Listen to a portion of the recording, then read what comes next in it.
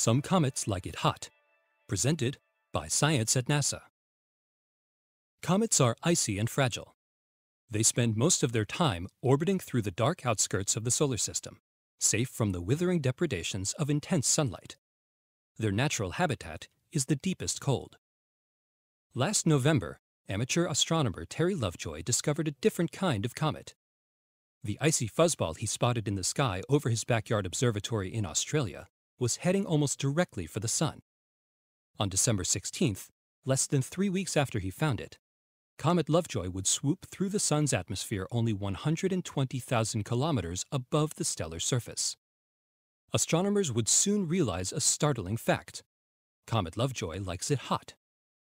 Terry found a sun grazer, says Carl Badams of the Naval Research Lab in Washington, D.C. It appeared to be as wide as 2 football fields, the biggest such comet in nearly 40 years. Sun-grazing comets aren't a new thing. In fact, the Orbiting Solar and Heliospheric Observatory, SOHO, watches one fall toward the Sun and evaporate every few days. These frequent kamikaze comets are thought to be splinters of a giant comet that broke apart hundreds of years ago. Typically, they measure about 10 meters across. Small, fragile, and easily vaporized by solar heat. Based on its orbit, Comet Lovejoy was surely a member of the same family, except it was 200 meters wide instead of the usual 10. Astronomers were eager to see the whopper disintegrate. There was little doubt that it would be destroyed. When December 16th came, however, Comet Lovejoy shocked us all, says Badams. It survived, and even flourished. Images from NASA's Solar Dynamics Observatory showed the comet vaporizing furiously as it entered the Sun's atmosphere, apparently on the verge of obliteration.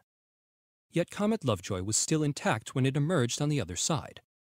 The comet had lost its tail during the fiery transit, a temporary setback.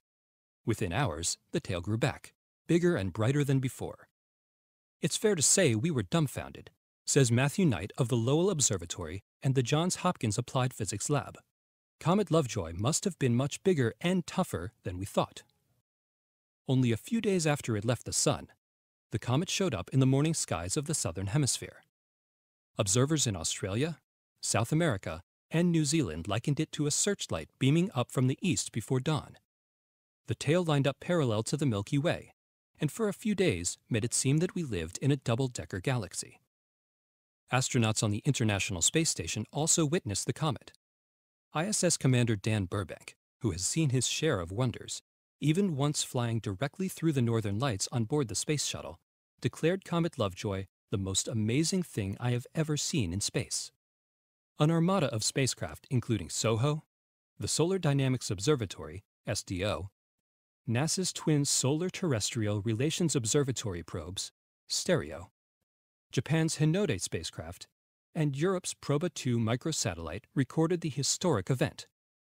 We've collected a mountain of data, says Knight, but there are some things we're still having trouble explaining. For instance, what made Lovejoy's tail wiggle so wildly when it entered the solar corona? Perhaps it was in the grip of the Sun's powerful magnetic field. What caused Lovejoy to lose its tail inside the Sun's atmosphere, and then regain it later? This is one of the biggest mysteries to me, says Badams. And then there is the ultimate existential puzzle. How did Comet Lovejoy survive at all? The comet that liked it hot is returning to the outer solar system, apparently still intact, leaving many mysteries behind. It'll be back in about 600 years, says Knight. Maybe we will have figured them out by then. To learn more about solar system mysteries, hot and cold, visit science.nasa.gov.